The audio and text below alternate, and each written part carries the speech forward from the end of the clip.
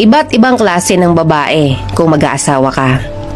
Kapag nag-asawa ka ng babaeng independent at business-minded, accept the fact na hindi niya maaasikaso ang bahay niyo 24/7.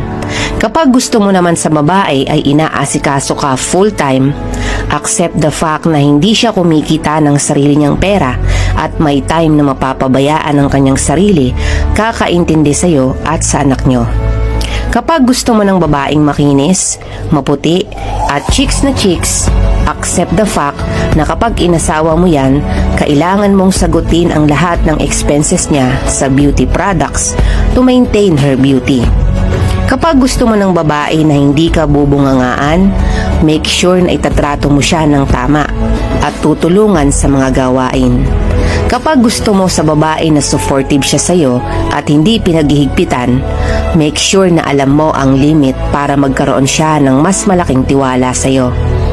Remember, a woman is a reflection of how you treat her. Kaya hanggat maaari, babaan ang expectations sa isang babae. Dahil walang taong perpekto,